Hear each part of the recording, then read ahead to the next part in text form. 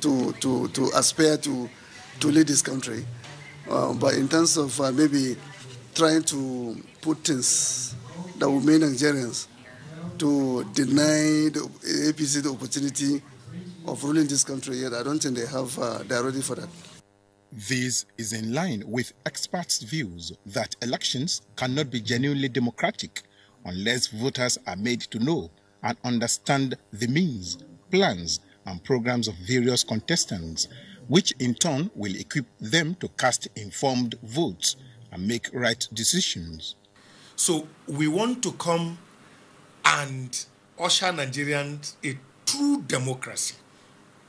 That's one of our cardinal objectives. The YPP wants to come and usher Nigerians through democracy. And not because, why else do I say this? We are in a government, or let me say in an era, not only the APC, even the PDP. Even the PDP. This is just a hangover of the PDP maladministration. Our cardinal objective, one of our cardinal objectives is to see how we can build an egalitarian society anchored on the Nigerian citizens as a prime resource, to champion the cause of a new working Nigeria. The people will feel more comfortable residing at home. And that is the same way we will do for the north, southwest, and the rest of the country. In other words, every part of this country will be galvanized into a working productivity level because we have 198 million Nigerians. That is money on its own. We want to transform that particular population into productive activity. And that was why we are saying that apart from the problem of our 10-care program, the 10-care program of the party enumerate on issue of health, economy, social security, and terms of employment, and terms of security. Now, can you imagine? In this country as we are today, we have 774 local governments. Each of the 774 local governments have a domicile way of survival. Nigeria deals with practical reality. We know Nigerians have advanced democratically. We are not dealing with theoretical or promises. We deal with practical reality. They have been in government for the last 16 years before APC comes into power. So they have to show us what they have done for the last 16 years that APC took over from them. Show us. It's a competition of show me what you have done. Show me your work. It's not about rolling all policies, theoretical policies. Nigeria will no longer tolerate that. We need practical, show me your work so that I can be able to say, yes, you have delivered, or you can do it. You can continue. That's what we intend to do. By so doing, we are fashioning our action plan called House to House to show them our next level plan and the strategy. From 1999 to date, both the electoral umpire, the security agencies, and even the electorate are often overwhelmed by the activities of hitherto violators of electoral rules and regulations before, during, and after elections. And my expectations from those who would be contesting one political office or the other, especially with this election that is coming forth, and the good part of it is that it's generating global interest. So other countries are interested in what's going to happen in 2019. What I expect, or maybe I should start with what I do not expect. I do not expect politicians to come and begin to wash themselves in the public eye, because that has characterized previous campaigns. We hear of politicians coming to mock each other, saying what this other person has done and what they are proud to say that they can never do, but this other person has done it, so as it were to wash him down in the eye of the people he's campaigning to. So that's what I wouldn't expect. So what I would expect would be that they roll out clear-cut strategies as to how exactly, because lots of promises are made during campaigns, and those promises, for the large part of it, they just float. There's no structure to support it. So they say they're going to create jobs. How exactly? What sectors of the economy are they going to revamp? What exactly are they going to do to stimulate the creation of jobs? How are they going to blow up this space? Because the market is already tight. How are they going to create this space? So those are the kind of things they want to be telling the people they are speaking to. Now, from all indications, who of the politicians is a stranger in Nigeria? We all come from the same country and we come from the same homes. Now, if you are talking of messages, Who hates each other? Is it the Muslim or the Christians? Somebody like me, I was privileged to be a Southerner. I went to the East for my school, and I spent my holidays in the North. They had education in the West. So whose side should I hate? I didn't marry from my state. I married from the middle belt. If they say they should divide, why should I say they should divide? Now, if you look at the country, it's well blessed. If you say you want to do away without the North, what do the South have? If you say you want to do away with the South, what do the West have? If food does not come from this side, oil does not come for us to run our economy, manpower does not come from the other side, we cannot live as a country. There's none of them that has been a stranger in this country. They were here when Awolowo, Azikiwe, Shagari, GNPP, Aminu Kano, they all ran politics. They said politics without bitterness. That was what Ibrahim Waziri said. And now, then you can see people from, the husband can be MPN, the wife is from UPN. And after the elections, they come to the same house. And most importantly, you must understand that there are lots of fake news out there. And it's quite important that we actually correct and ensure that the right narrative is actually put out there. So what we're doing again as APC members in the diaspora, because of the importance of the international community, is that we will be changing that narrative. We'll be putting out there the real news, not the fake news, and we will debunk every single fake news on social media, either locally or internationally. Going by the plans of some political parties, Nigeria and Nigerians will enjoy a peaceful conduct, as most of them are focusing on what they call issue-based campaigns to win the confidence and votes of the electorates. Thank you, Saliu. The fundamental role of security agencies in providing a safe and secure environment for the Nigerian people to exercise their democratic rights is vital. The principle of media freedom and the vital role of the independent media plays in ensuring informed public debate and balanced, neutral and non-defamatory coverage is also important as well. As the 2019 electoral campaigns continue, it is instructive for Nigeria to consolidate and deepen her democracy through peaceful, credible and successful elections. Thank you for sharing time with us.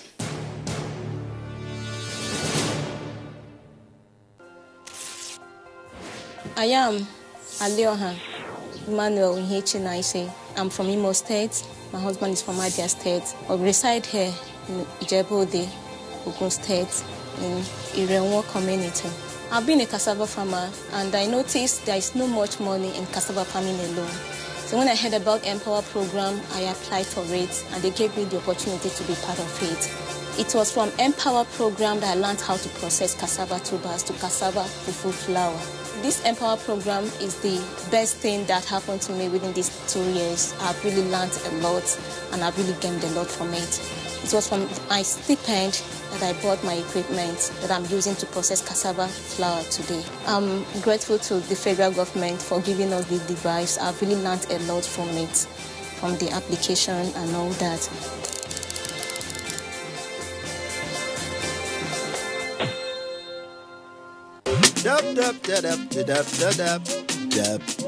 Yes. Oh. Now my dirty they smell like this. Now to throw away am quick. This kind of smell fit make man sick. That woman throw away dirty for ground. Me sef go do the same this time around. Hold up. See, to do this kind badness by the book, you make sure say person or they look. And then you drop them nicely. Bros, nothing will happen. Trust me. See, if you throw away dirty for ground, another person said throw away dirty. Everybody can begin to throw away dirty for ground. Everywhere go call the smell. Gutter go block.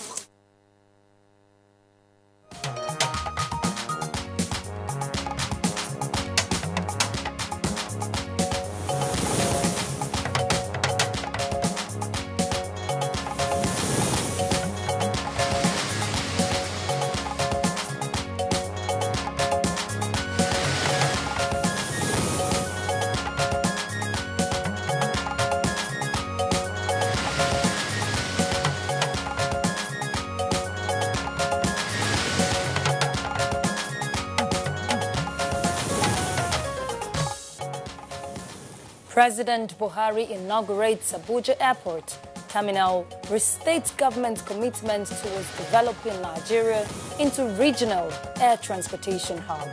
With the commissioning of this terminal, Nigeria is moving towards achieving meeting global aviation standards. Police Academy graduates first set of regular cadet officers.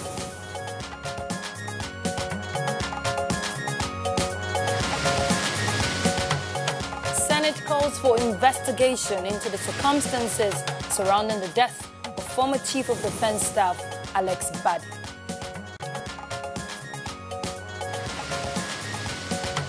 And on Good Morning Nigeria today, we shall discuss security in the holiday season.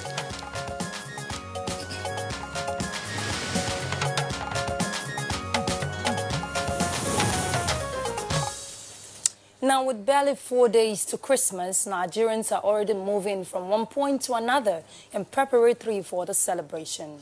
Absolutely, Ruth. The celebration, obviously, which comes at the end of the so-called Ember months, is at a time when many persons commute both within and outside the country in order to join their loved ones for the celebration of the season.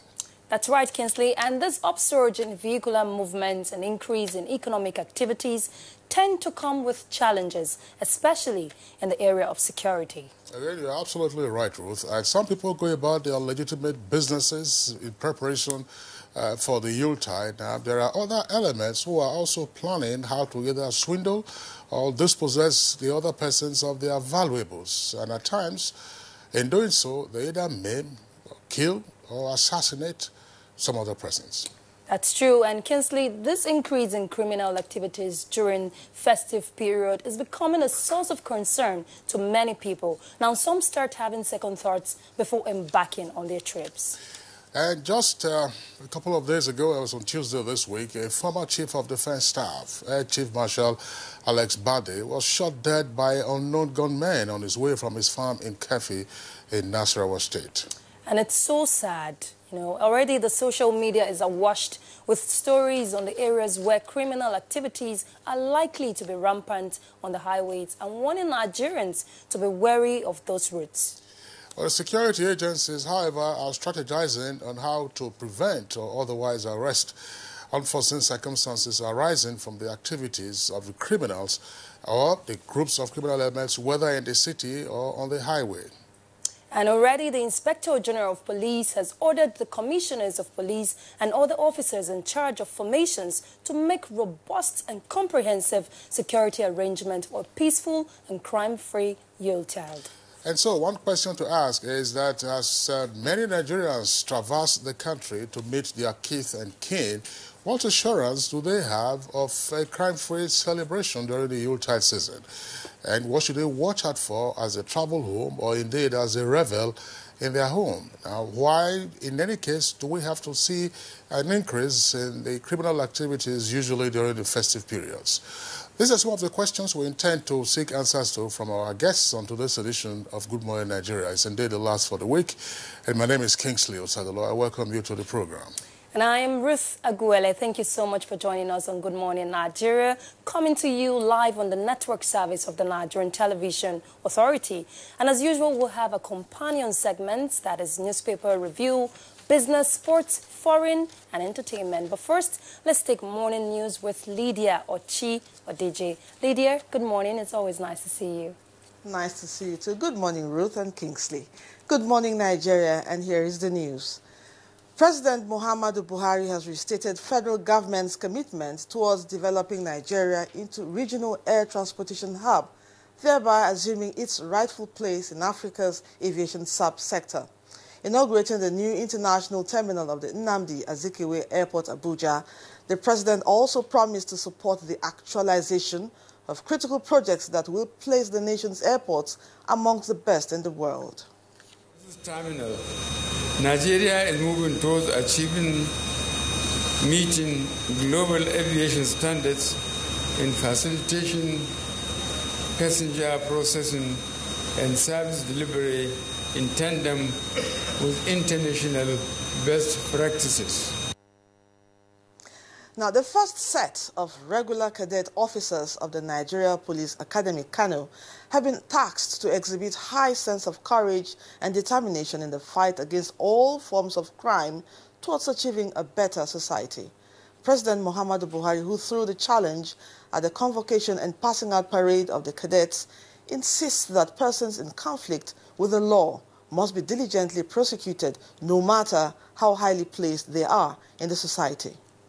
In the course of performing your duties, you will be confronted with a lot of challenges, much of it hostile.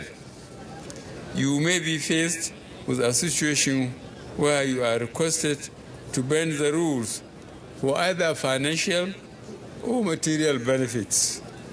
No matter what the promises are, you must not succumb to such pressures.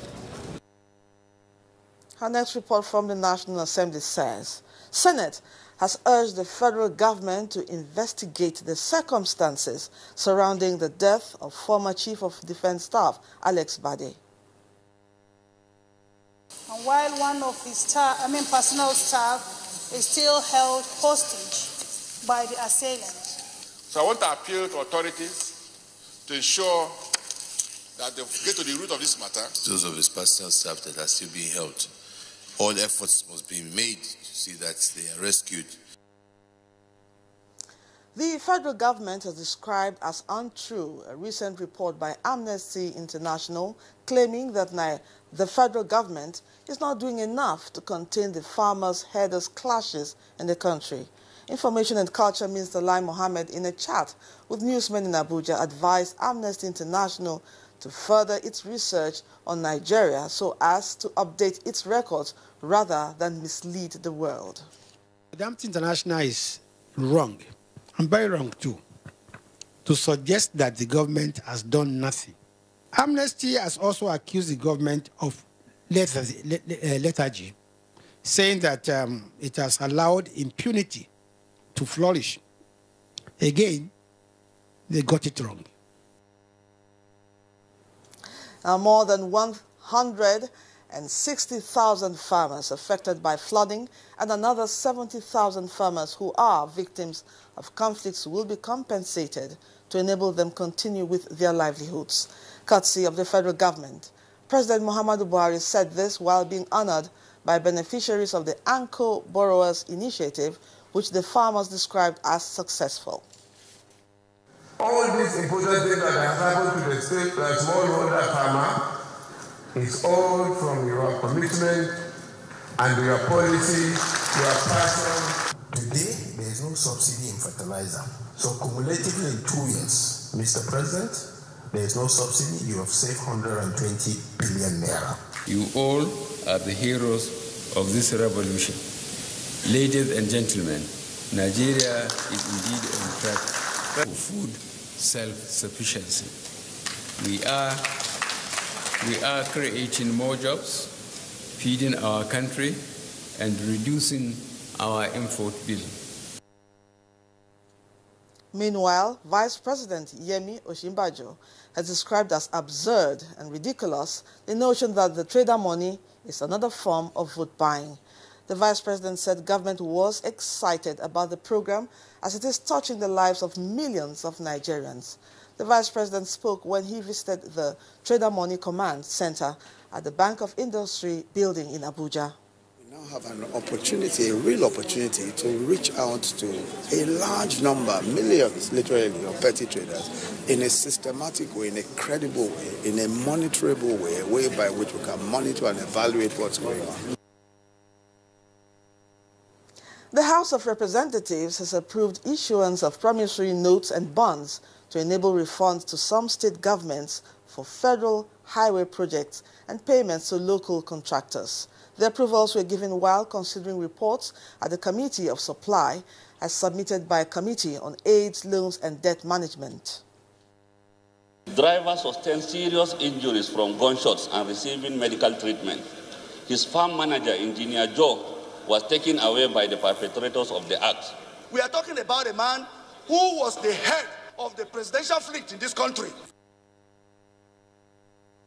In another development, The federal government has assured Nigerians that the 2019 budget will target job creation to bridge the existing gap.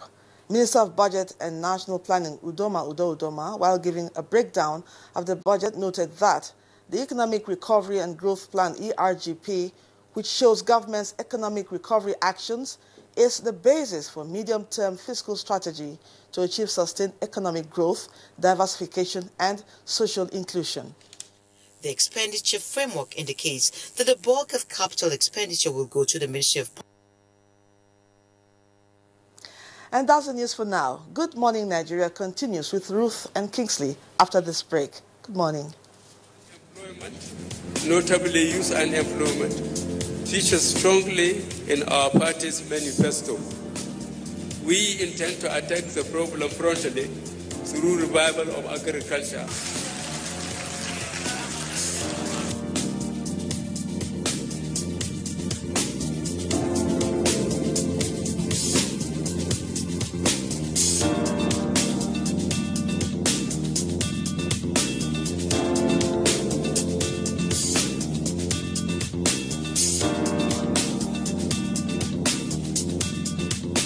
The 30K is going a long way. Actually, I bought an acre of land for 60K like 2012, and presently I have a cassava farm and a yam farm.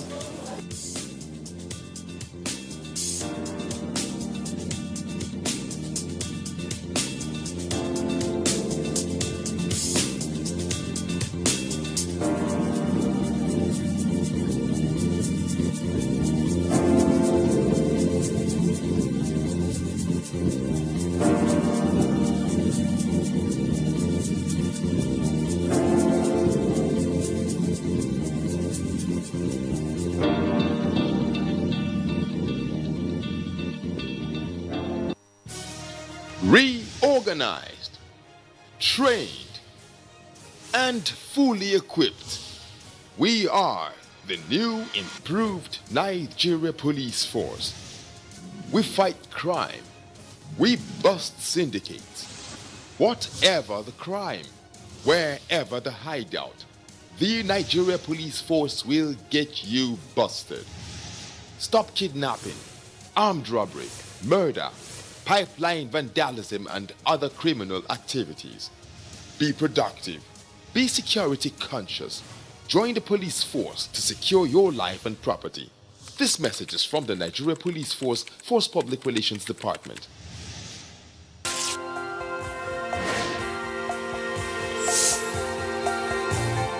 My name is Mrs. Felicia Odunola Olojede.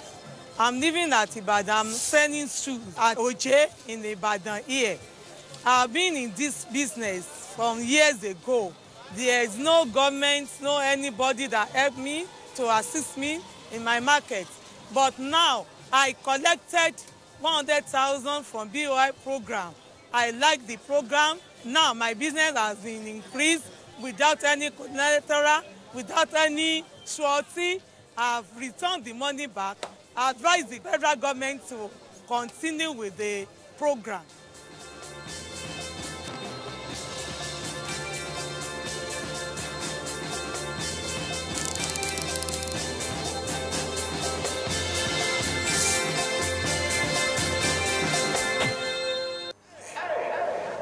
To anyone who ever pushed me to go further.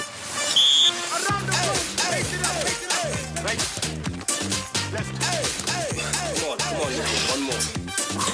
To anyone who ever gave me a hand up. To anyone who ever taught me anything I ever learned.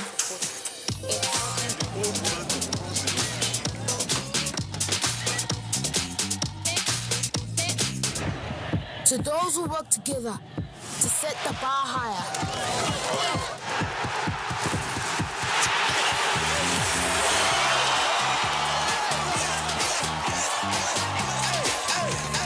To those who give me the energy to go further. This is my team, and my team makes me.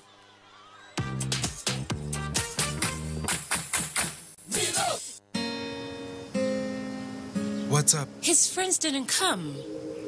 Hey, let's practice. But you're going out. Don't worry about me. Nothing satisfies a mother more than seeing a child grow up. But I know as he sweats, he'll face the risk of germs which can cause skin irritation. That's why you need the new best ever Dettol Cool. Its new advanced formulation with extra menthol protects from up to 100 illness-causing germs and gives your family icy cool freshness.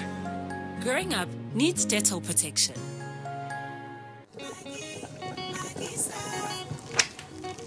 Who am I? I'm a caregiver, a slayer, Give them. a boss lady, a foodie. I am the chief quality inspector and chief organizer. And when I'm cooking with my Maggie Star, I become a kitchen grand master. Every day, you choose to make the difference. That's why you choose Maggie Star, made from natural soya beans and the other carefully selected ingredients to help you cook the difference. I am the chief enjoyment officer, and I'm the magnet that brings my family together. Need I say more? But best of all, I love what I do. With Maggie, cook the difference. Thank you for staying with us. Now on to business news. Ministry of Agriculture boosts export markets through crop production. Let's join Kunle Adeyeye for details. The Ministry of Agriculture says it is prioritizing development of the export market through the production of cowpea, cocoa, ginger, and other export commodities in conjunction with a network of investors, farmers, and processors to boost investments as well as achieve an export-led economy. This is made known as the Africa International Investment Summit and Expo in Abuja.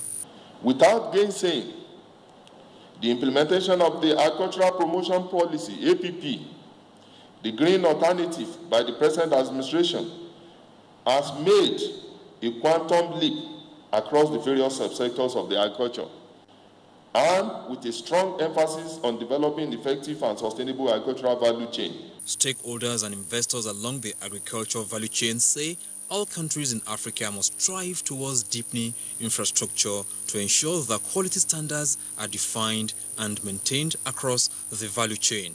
We need to harness our commodities rightly and, of course, market them. It will be good win-win situation, but for those that are mining or that are the farmers, and of course for government that will also have the proper royalties. And next is the graphic representation of Thursday's tradings on the floor of the Nigerian Stock Exchange.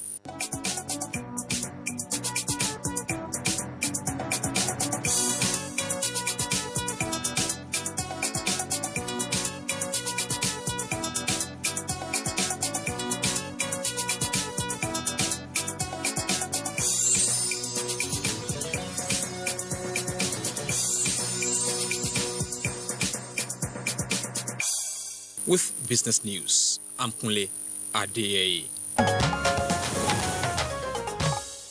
Thank you very much, Kunle Adeyeye, for the business package on Good Morning Nigeria. Newspaper review is next for us this morning.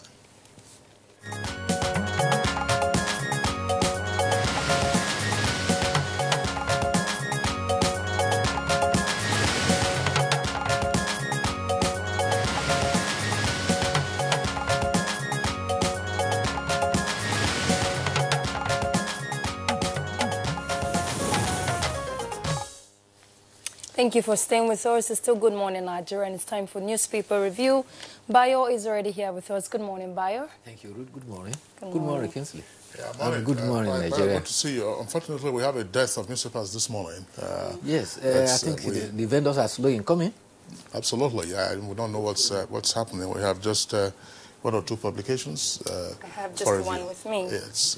All right, and it's The Punch. Let's start with that.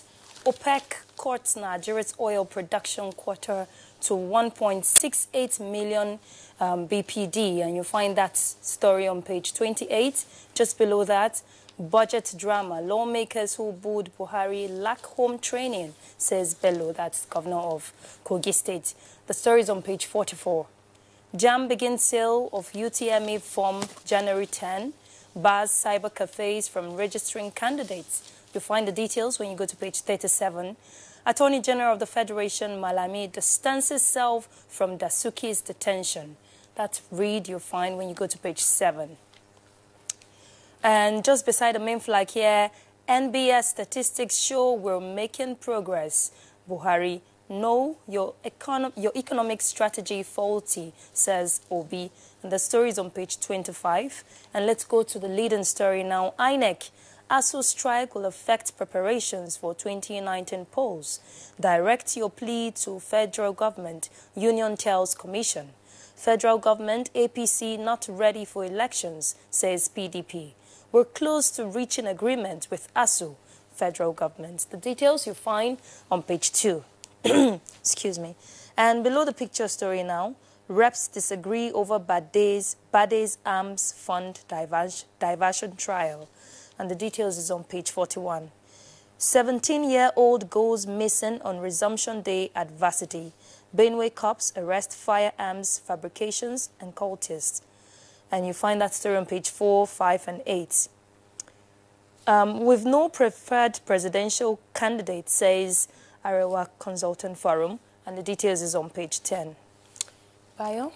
Yes. The story you read about INEC, yes, the commissioner in charge of INEC has indicated that the strike by the Academic Staff Union of Nigerian Universities will affect the preparations of INEC for 2019 elections. The National Commissioner for Information and Voter Education, Festus Okoye, says that they require about 1 million ad hoc staff for the 2019 elections. And these ad hoc staff comprises of lecturers at federal tertiary institutions, members of the National Youth Service Corps, and students of federal tertiary institutions. He explains that the concern is that unless the lingering crisis by strike by ASU is resolved, it will have adverse impact on the elections because they ought to have been trained in preparations for the elections. He says they have to be trained as returning officers, collation officers, supervisors, presiding, and as well as assistant presiding officers. These are required to be in school at least a month and before the elections. Meanwhile, Traditional Rulers Council of 19 northern states have also stressed the need for adequate security before, during, and after the 2019 elections. The chairman of the council and Sultan of Sokoto, Saad Abubakar III, emphasized that this is to avoid loss of lives and property.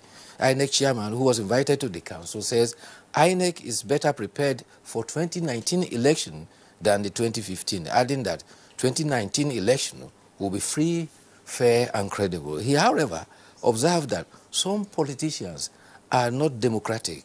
That is why some of them cross from one party to another.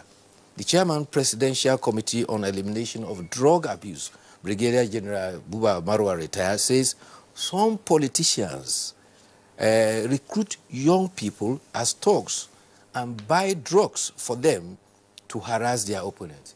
He sought the cooperation of traditional rulers to tackle the menace of drug abuse. In the same vein, two international organizations who are pre-election team monitors have expressed concern about insecurity for the 2019 elections. The National Democratic Institute, as well as the International Republican Institute, say that insecurity, if persists, could deter participation of election. They enjoined that redressing a lack of what he described as confidence in the neutrality of security services should be taken upon very quickly. All right, Bayo, I'm wondering what the linkage between the ongoing strike by ASU and the conduct of the 2019 elections. INEC has raised the alarm that, yes, if the strike were to persist, then it might impact the conduct because a number of the ad hoc staff will be also amongst the students and the lecturers themselves. But what is the linkage? The link is simply, mostly, when it comes to the general elections, the presiding officer, if you have noticed, they are usually vice-chancellors from the federal tertiary institutions, yes. And the other ones down the ladder are also professors from various departments. That actually enhanced the credibility of the Nigerian elections. In fact, the world was shocked when it was first introduced during the time of Professor Tahiru Jega, that Nigeria has such tremendous intellectuals in the universities. And it went a long way to infuse credibility. Now, if these lecturers abide by ASU's direction to be on strike, it has implications that they will not be available to work, even at ad hoc level. That probably is the concern they are expressing. But for the NYSC members, they are already there in their camp and locations of deployment. And if it becomes necessary, then INEC will have to fall back on them to withdraw them from their positions of primary assignment for this national assignment for the elections. Well, they've met like 4 times now, talking about ASU and the committee.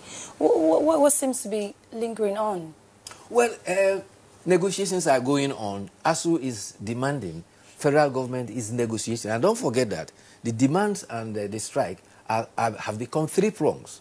There's the strike by the College of Education's union. There's another by the Polytechnics Staff Union. And there's another by the Academic Staff Union of Nigerian universities. Don't forget, ASU alone is demanding about 52 billion from the federal government. If you go to the latest, the national budget for this 2019 that is proposed, education has as much as only education, how is that? 47.29 billion. So if federal government is to meet the demand of ASU, it means the money for education alone is not sufficient to fund that. So these are the strategies that is going on. And there was a report, I think you read there, I think, was it Kingsley that read?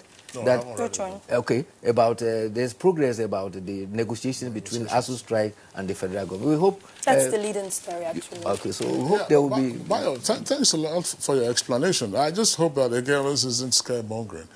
The fact that ASU members are on strike, vice-chancellors usually do not participate in the strike unless the Association of Vice-Chancellors now decides to proceed on its own strike. And the fact that ASU members are on strike doesn't also preclude them from running their private or personal errands.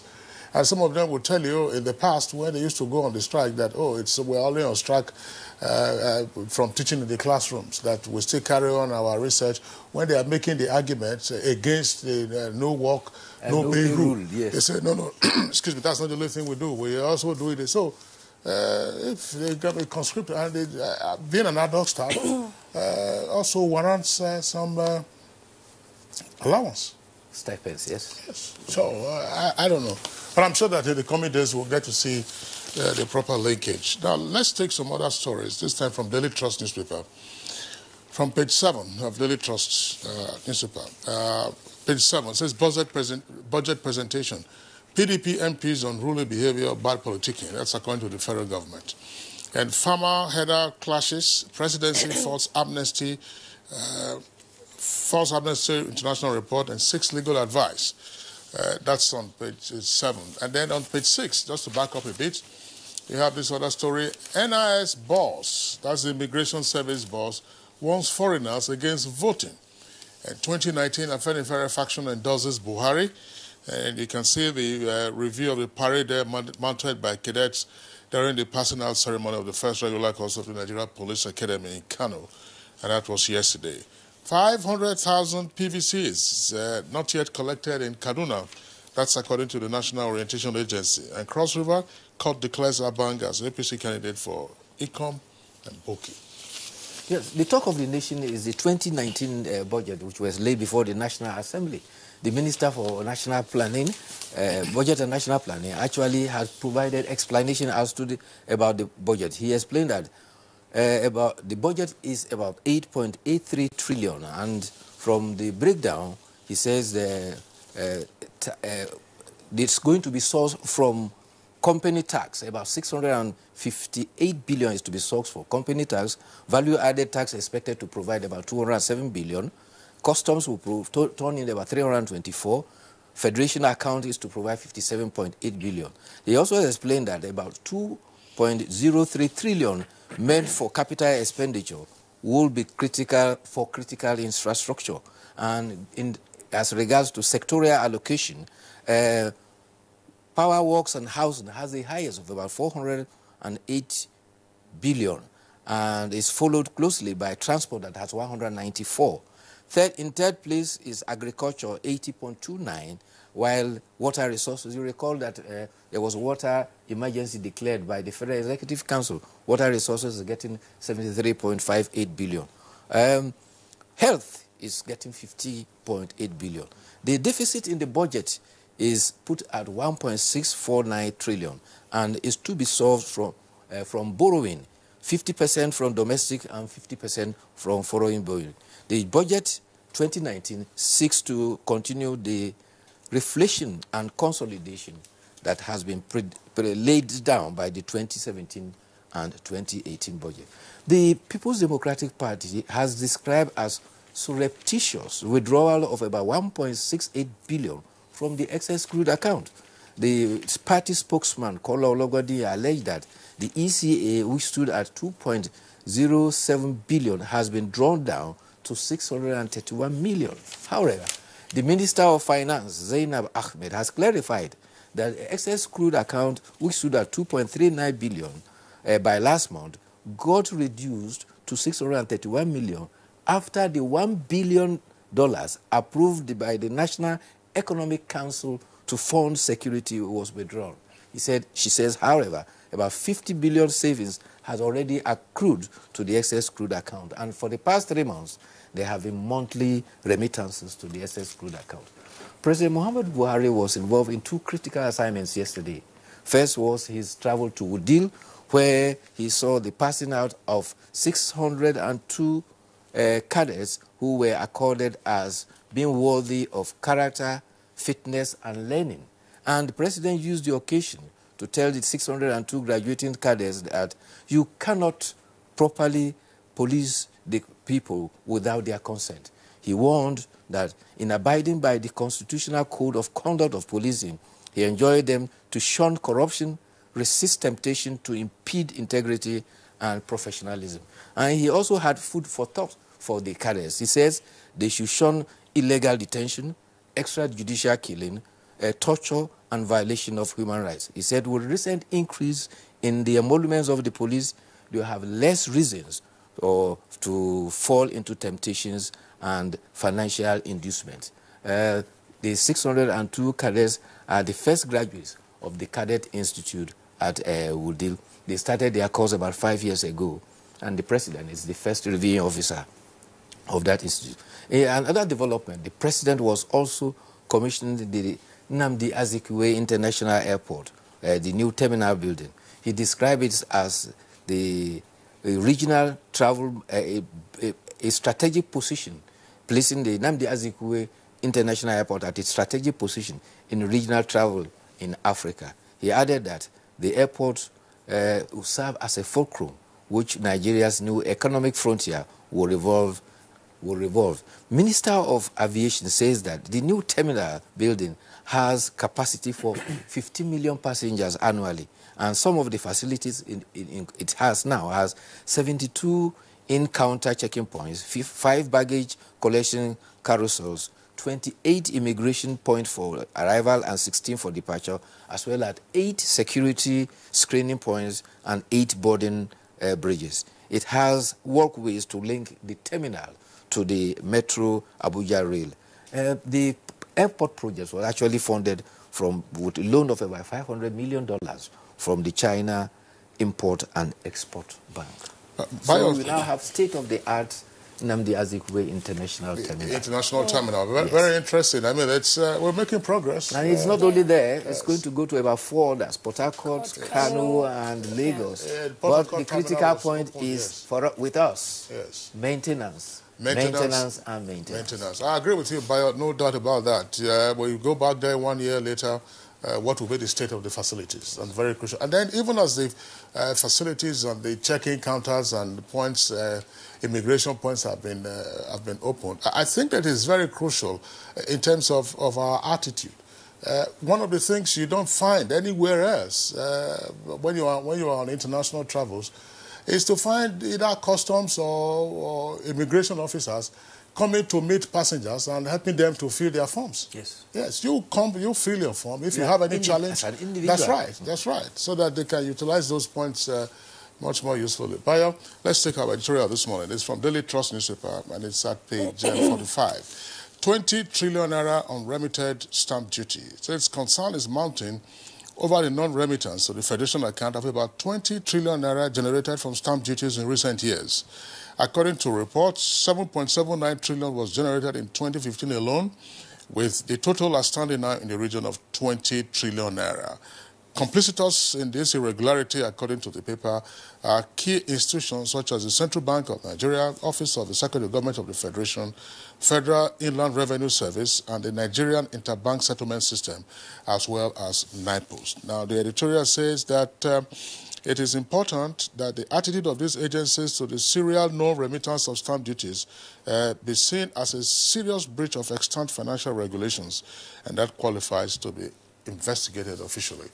Yes, actually, the editorial is happening on the initiative by International Center for Investigative Reporting, which has, since July 2018, brought this to public limelight. They have using the Freedom of Information Act to source information, and they got this station.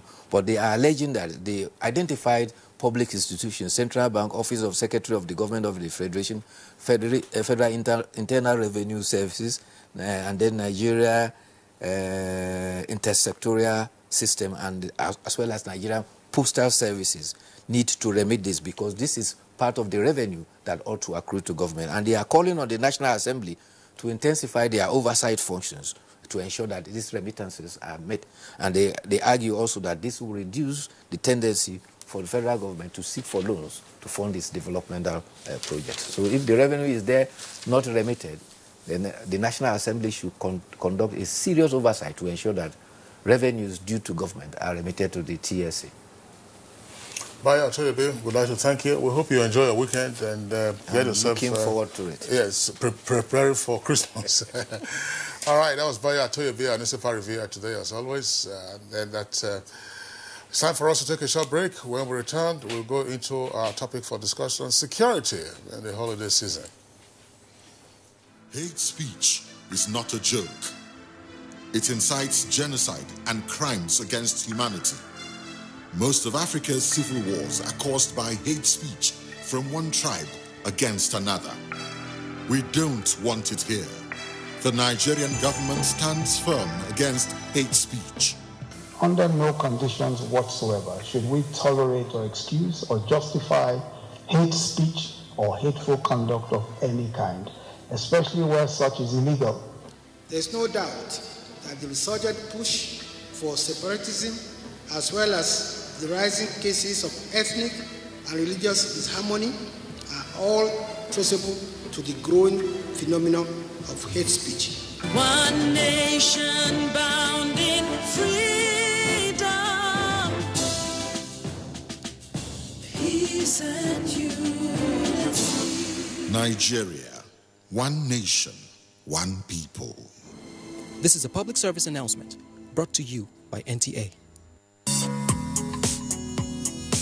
In line with the vision of promoting probity, accountability and transparency in the management of public funds, the Office of the Accountant General of the Federation has unveiled Compendium on Fiscal Rectitude in Government Revenue and Expenditure. The Treasury Journal that we've recently launched dwells largely on the operations of the Treasury, and in particular, the reform initiatives that we drive as the Treasury, namely the Treasury Single Account, the IPSAS implementation, the IPPS, and a host of others.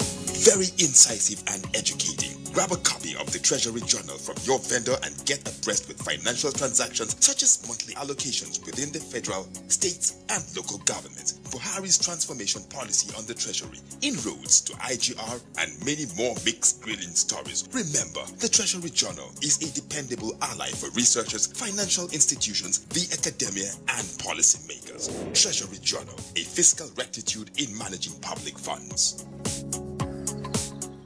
These days, people get their news and information from more media sources than ever before. Some of the news and information given are fake, unverified, doctored, and manufactured to create confusion, stir disaffection, and cause disunity. Before you believe or share any news, ask yourself, Is this real? Is it from a credible source? Is it verified or verifiable? Fake news is dangerous. Whether you do it for fun or for political gains, real people can get hurt. Fake news, don't create it, don't spread it.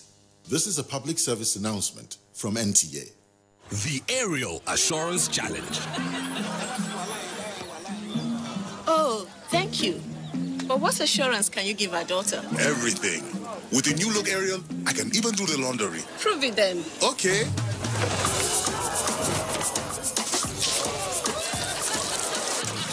Let's make this stain even tougher.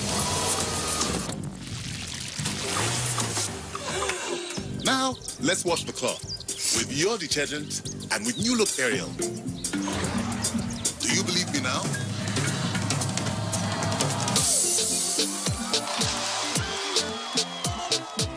Ariel, now in a new look pack. Kehinde suffers from indigestion. His twin Taiyi suffers from heartburn. Sometimes it's the other way around, or both. That's why they use Gaviscon Double Action. It soothes within 3 minutes and lasts for up to 4 hours. For double relief from heartburn and indigestion, Gaviscon Double Action. Madam. Brought us as usual. As usual. You have no problem. For the three you are welcome, sir. As usual, yeah? You take that one. Yeah. Take that one. You don't understand? We want Nigerian homegrown rice. Finish. You don't have? You don't have? Join the rice revolution today. No other rice that tastes like Nigerian rice. Are you sorry? That's the Nigerian rice we are talking about. Chocolate made in Nigerian rice. Healthy food. I'm going to bring Mrs. Mobo to come to chocolate rice made in Nigeria here. And see how it are made. Correct. And how they are cook it. Correct. Homegrown rice are good for your health. It boosts our economy and give employment to our people. This message is brought to you by the Federal Ministry of Information and Culture. Cadbury Hot Chocolate 3-in-1. A delicious combination of rich cocoa and wholesome goodness of milk. Just add hot water to get an instant chocolatey treat that delights your senses.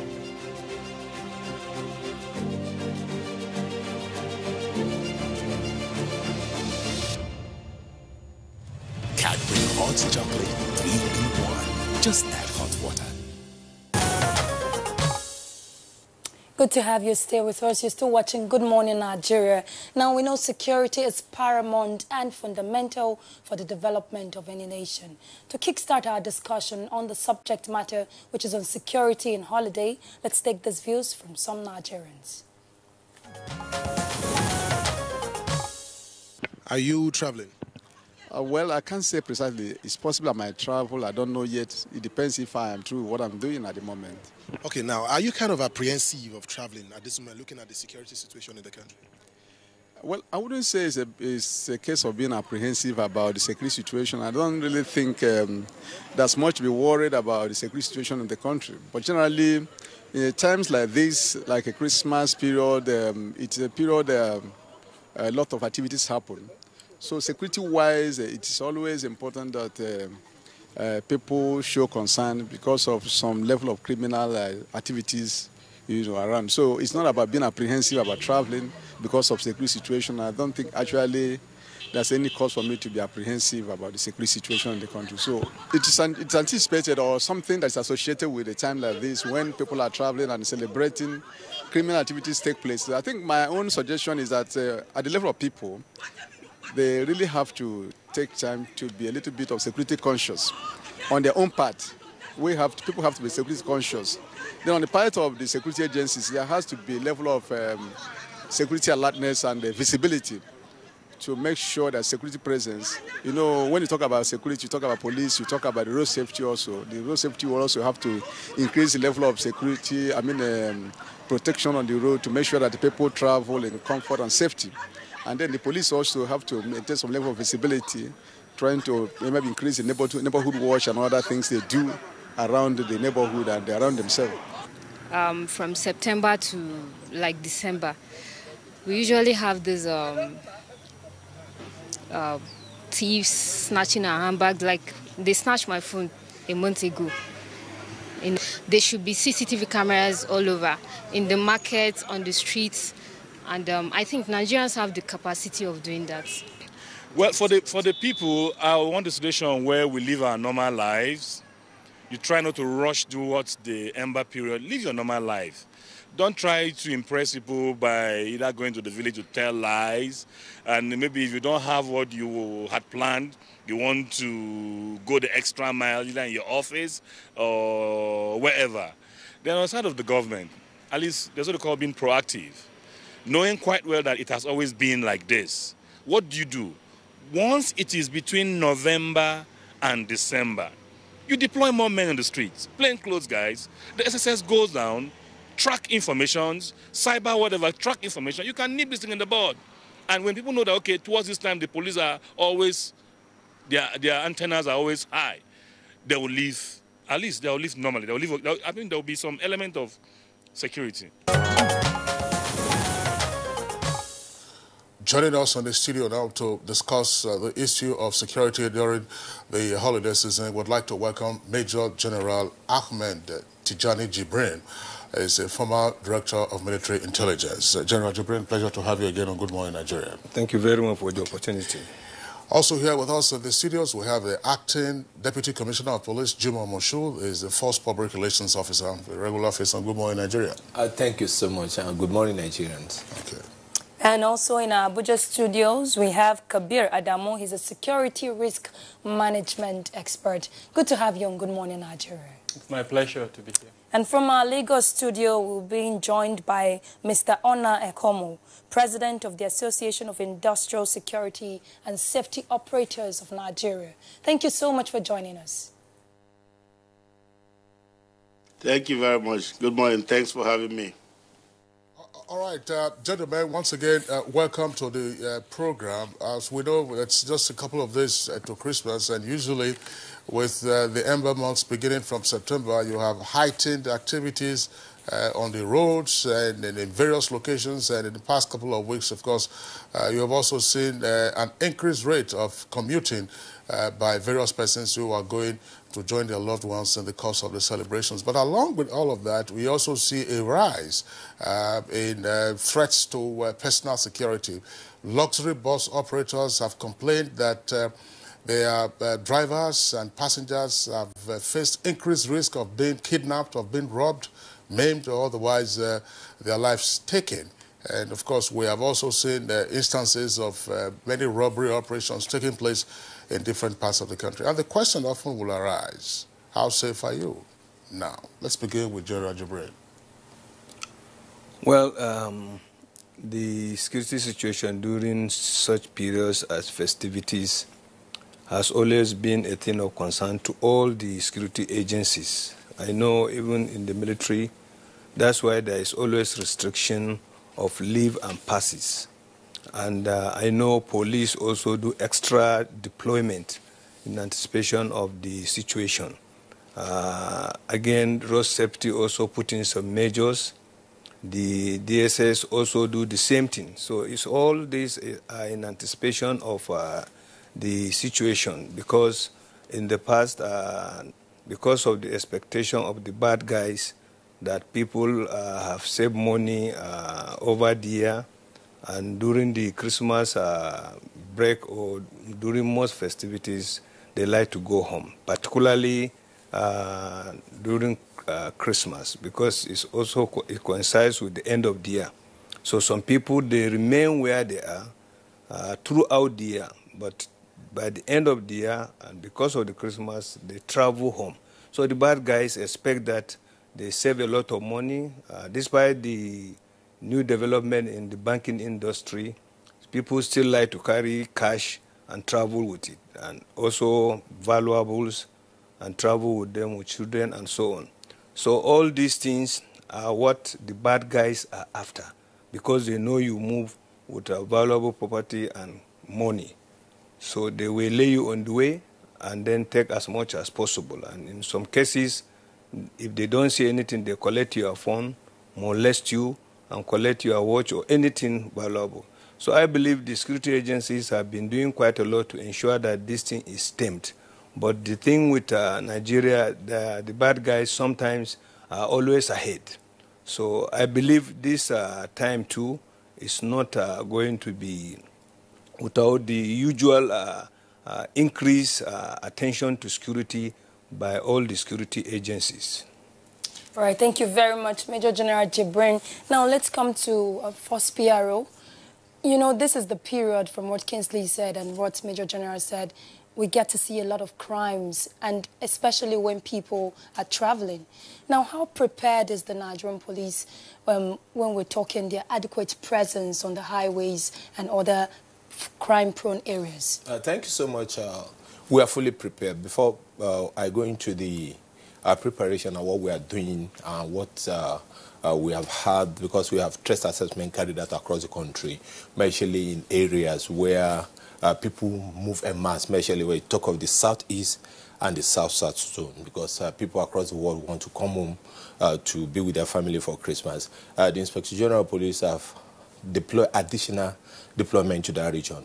What significantly have been done is that every squadron, that's the police mobile force in every state, some states out up to 3 or 4, are directed that all their units should be returned to them.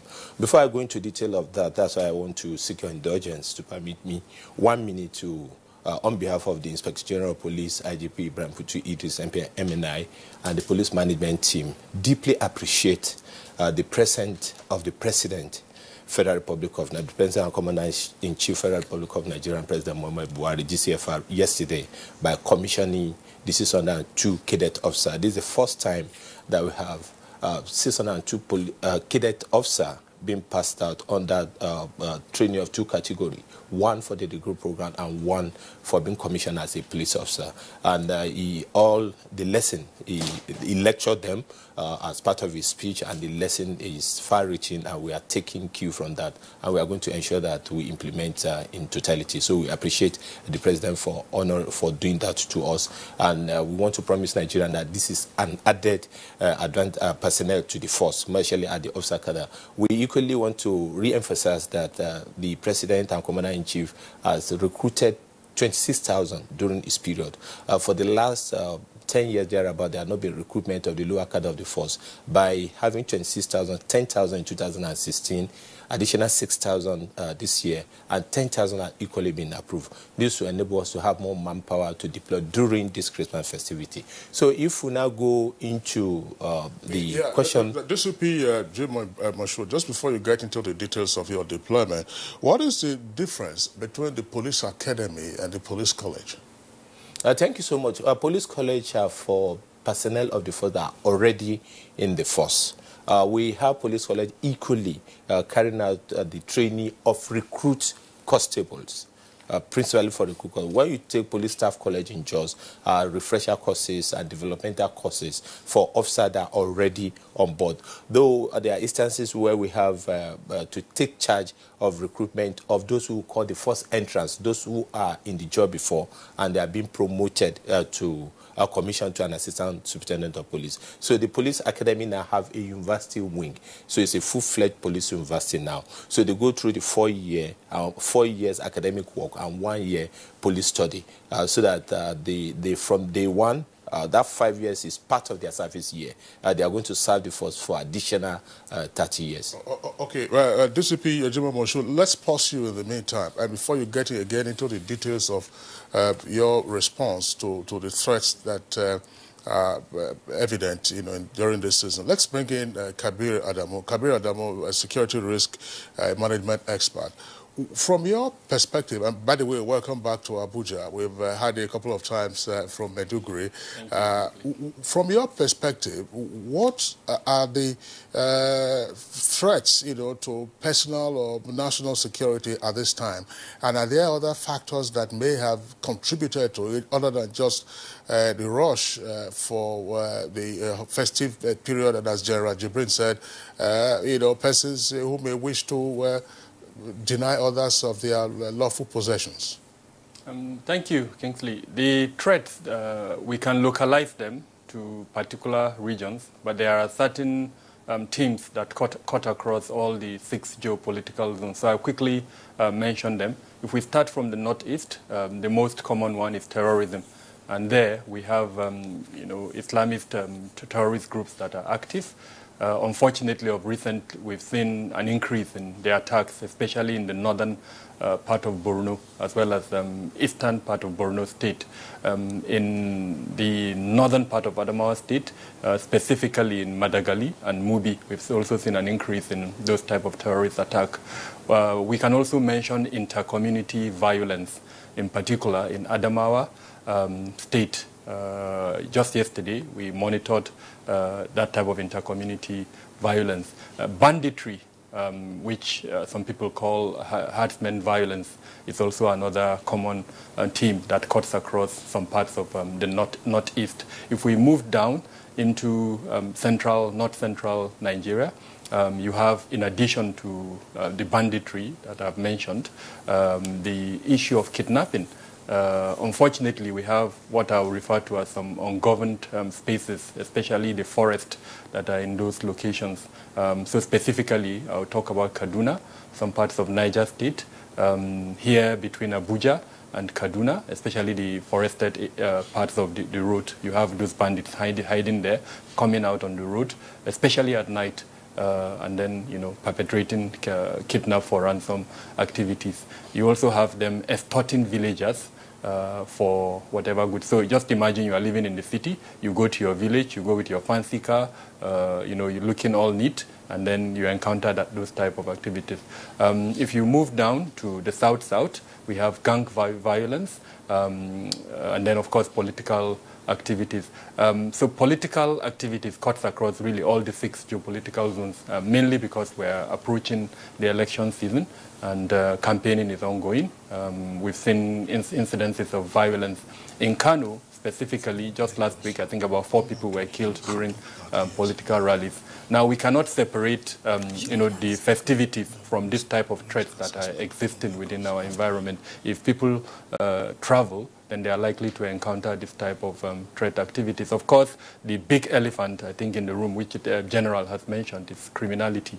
And criminality has different elements. The most worrying one, I think, for me, given where I stand, is kidnap for ransom. It's unfortunately becoming an industry across the country, and especially this season where people hold money and travel with this money, the likelihood of becoming a victim of that activity is quite high. All right, thank you very much, Mr. Kabir Adamo. Now let's get to our Lagos Network Center where Dr. Ekomo is already standing by. Dr. Ekomo, I don't know if you can hear me now. From what Mr. Kabir has said, there are so many threats this period, and I'm always wondering, why is it always at this time? You see kidnapping, robbery, and the likes. Why at this time? Because it has constituted a lot of threats to people's lives, especially during this period. What's your opening remarks? Much, Ms. Ruth, for the question. The threats are always there in society, anywhere, whether it's in New York, whether it's Lagos, whether it's Maiduguri, Enugu, Kano, Kaduna, wherever. The threats are always there. Threats are all over. Threats are in the environment. Now, what is it that threats can exploit to become loss events? That is, what is a facilitating factor for threats for them to cause losses, loss of life, payment of ransom, whatever it is the vulnerabilities. And I want to just take it from the point of view of vulnerabilities. That's weaknesses within the system or the loopholes that the threats exploit to become loss events. That's result in loss of lives, loss of property, what have you. The vulnerabilities are too many, and because we are not target-hardened as a people. For example, General said in this period of time, people travel a lot and people are carrying cash, even in an economy that CBN is trying to make cashless. So that doesn't work, because if they attack luxury buses and they don't get any cash, after a while they say, well, this is not a good business, and they perhaps look for something else to do. So the cash culture itself is a vulnerability. The lack of security awareness generally among Nigerians is a vulnerability. Well, I'm very glad to see my friend Mr. Moshood talk about 16,000 new hires into the police agency, and then just yesterday, 602 cadets doing their POP, which is beautiful. So that means we are getting more capability into the police agency. Now, that capability should also be channeled, because having these personnel and then being able to use them in directed and random patrols and in call for service, because this is where the rubber meets the road. That is what is going to remove that vulnerability. So my point to you, Ms. Ruth and Honorable Kingsley, is that the threats are in the environment everywhere.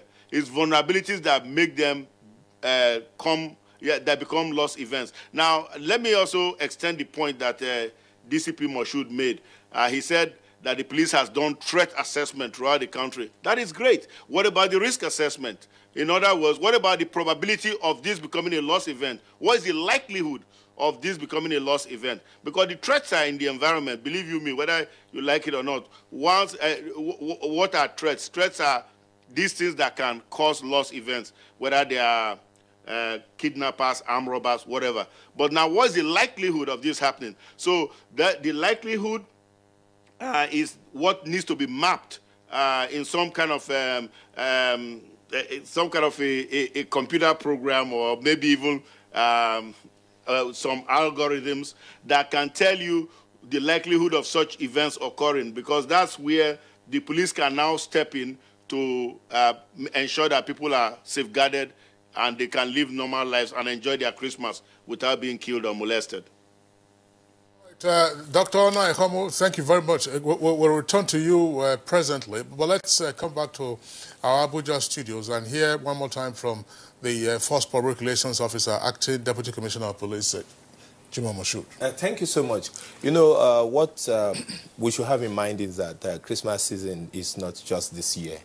It has been with us for a long period of time. And from the month of September, the Force Secretary have called for the operation orders of each command to tackle this, ensuring that there's safety and peace throughout the period into the yellow tide. At the where area of need for additional manpower, we have done to them. This time around, the Inspector General of Police permitted them to make input up from down upward. It's not only ditching directly from the Force Secretary, which we have done. And a lot of strategies have been adopted to ensure that crimes are prevented. But for those crimes that cannot be prevented, adequate detection. It is quite good that we have divergent view and opinion expressed by my senior colleagues and my good friend from Lagos, Dr. Iomu, and our versatile, what they call security expert here. But the most important thing is that we police by culture. The culture of the people determine how you police them. If you have a policing space, for example, like in some region of this country, where when you want to arrest one individual, you have to send up to 4 police officers.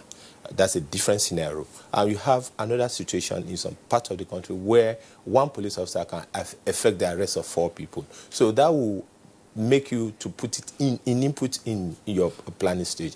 At the local level, because most of these problems are not witnessed at the city center, because most of the city virtually, maybe take Abuja or Lagos, people have traveled home to their various indigenous home. To ensure, first of all, adequate safety for people to move to their home. And when they get there, how do you protect them? Then the property they are leaving behind, how do you equally protect? And that is why the Inspector General of Police have directed all Commissioner of Police and their supervisor as Inspector General of Police to be on ground.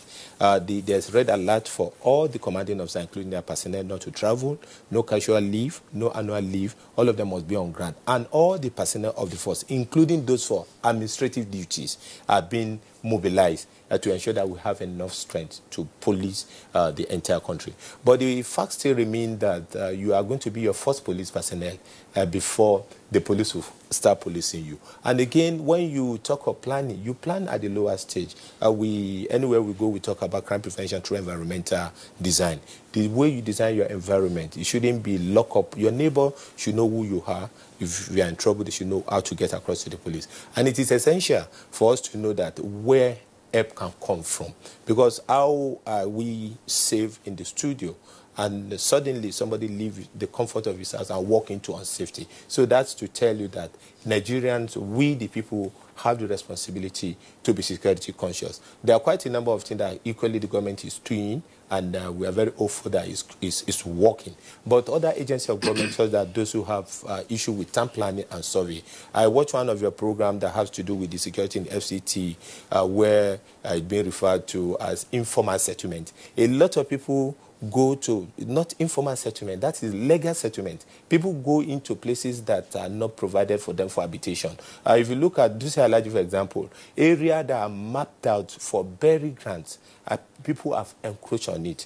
If you go to Airport Road, area that are meant for settlement for the less, the physically challenged, the lepers, are eventually being taken over. So if we don't follow the laid-down plan, in people's settlement and where you build our houses, then we have not started. So those are the responsibility of the people. In some states, we police darkness eventually, essentially. When you have a distress call, for example, that there's a problem in the neighborhood, you'll be roving around, and the robbers will even know that the police are coming because the streets are not numbered. There's no any physical description that you can give to the police for intervention. So it is important for us to prepare beforehand. But I want to say happily. I'm sorry, DCP Chima Moshood. Earlier you said that you police people by their culture. You're talking about a culture of informal settlements, as you have in the periphery of urban centers. So shouldn't you also follow that culture of informality in settlements rather than looking for a Google map to trace an address where there is a crime? No, whether you gain access there with authority from government or not, we have to still provide security for you. But those are encumbrances to security. And when we talk about policing by culture, that doesn't come into culture of disobeying a law and order and making sure that the plan of government is violated. No, that is not a culture. That's culture of impunity. What I mean by culture of the people is that there's a community in this Nigeria that 5 police personnel can affect effective policing. There are issues where during Christmas and other festivities you see heightened in criminality because of the fact that that is the time of the year that the businesses are closing book. People are doing end of the year ceremony. There's movement of cash in transit. And that is why these deployments are being done throughout, especially on the major road. The Inspector General of Police are Director Commissioner of Police to ensure that they commit the Safer Highway Patrol, the Federal Highway Patrol, the anti-crime team. Like I traveled yesterday all the way from Kano to Abuja in the night. And at every point you see our police personnel being deployed. And it's quite important for us to highlight this. When police do good, we appreciate it. If we do something that is not up to the Nigerians and mirror Nigerian are good people, they'll call it draw our attention to it. So for now, we have a very manageable security situation. We've been able to reduce criminality to the barest as at this period in the year.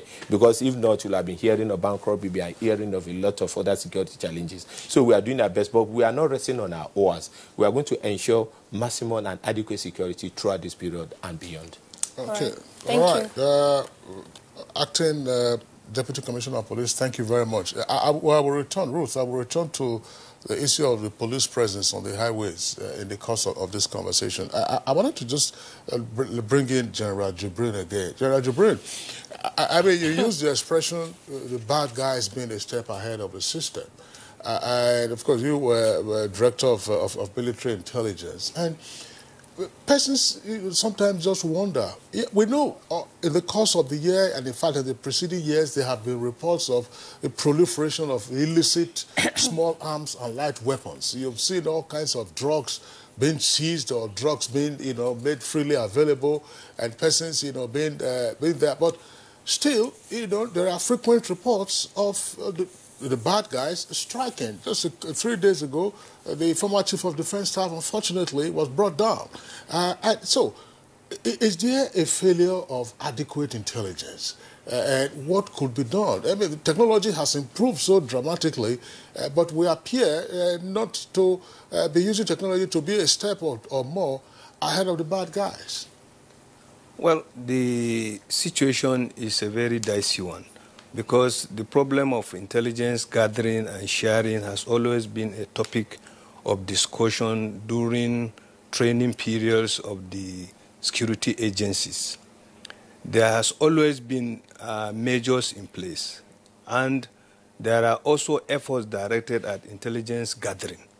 But whether they work or they don't work is something else. Like you have brought the assassination of Air Marshal Bade. It's a very, very sad event and unfortunate one. But, you know, those guys, from a theoretical perspective, you could see clearly that it was a carefully worked out assassination plan. Those guys knew the Air Marshal would go to that place. They knew he will come back, and they knew around the time he will come back.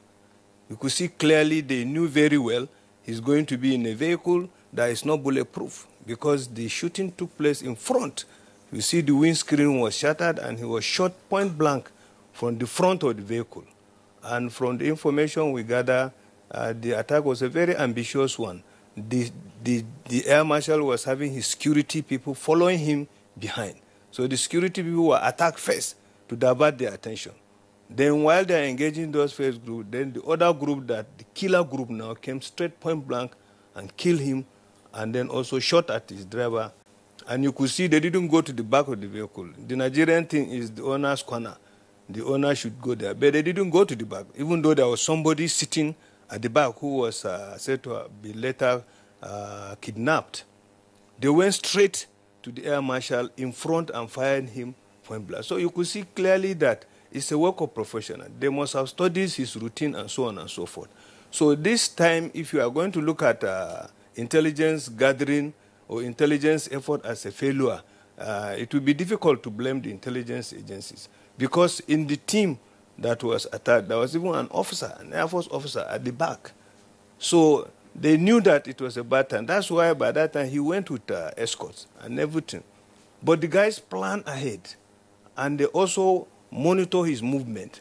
So it's always a terrible situation when this type of thing happens, because the intelligence agencies work for the country as a whole. They look at it as a situation whereby they have to deploy their technical know-how. They have to deploy their agents all over to gather intelligence. But the bad guys narrow one or two persons and ensure that they study his movement and they strike at the best time possible, so that no matter how you try, there is nothing you can do. For instance, how will the police know that the Air Marshal has gone to the farm? How will the military intelligence know? No, the DSS. They won't know. So these are isolated cases, but generally there is effort at improving intelligence gathering. And there is also there's a lot of successes being achieved here and there. But you know, those successes, I believe the police will not go and be blowing their trumpet. We have stopped this. The military will not. The DSS will not. But whenever there are incidents like this, we always have to interrogate intelligence capability. But the effort is always there. But cases of assassinations like that are, to me, a little beyond the capacity of the security agencies to say they will narrow it to individuals. It will be very, very difficult, because even the senior individuals don't give information about their movement. In most cases, they do it quietly without even some people in their families knowing. So, of course, we will continue to have this type of situation. The only thing is that we as individuals will have to also try to help the security agencies. We look at timings whenever we want to go for outing. We work it out to go in the daylight, and we try as much as possible to minimize making noise or telling people where we are going and when we are going. Because from the Air Marshal, something clearly, you know, the vehicle is a Toyota Tundra, and it's not bulletproof. if they didn't know that it was bulletproof, you expect somebody like that to have a bulletproof vehicle. Yes. So they wouldn't have gone to the front and start firing. So there must be information to them that this motor is just a normal vehicle and that the target is sitting in front, not at the back. That man at the back that was kidnapped would have been the one that would have been killed if they don't have adequate information. They have their intelligence also. So it's a terrible situation, but individually we too will have to take certain measures to ensure our own security so that we can help the security agencies in intelligence gathering and sharing. Thank you very much, Major General Jibrin. And coming to you now, Mr. Kabir, from what Major General has said, it's very true. But let's look at a more scientific approach in fighting crime in Nigeria. I'm talking about a comprehensive forensic infrastructure approach. Now, in other parts of the world, that is very common. You see investigations go deep to get every detail counts. What innovative strategy, should we begin to look at? And how can we make Nigeria also be in tandem with global practices when we're talking forensic investigations? Thank you, Ruth. I would like to start from, pick up from where the General, left it. Intelligence requires fusion, and I'm very glad that President Buhari has severally directed for the creation of an intelligence fusion center. I'm actually aware that if I'm right, we probably have 2 intelligence fusion centers, one in Abuja and probably the other one in the northeast. Now, the question is, are these centers active? Unfortunately, my understanding is they are no, but perhaps the first PRO can correct that. Why am I mentioning this?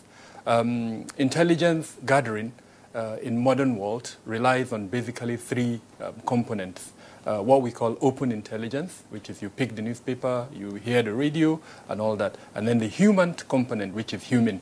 And then lastly, tech. There are other aspects of intelligence, but these are the major ones that world over relied upon. In Nigeria, my understanding is we've not employed or engaged so much the technical component, or what is called tech.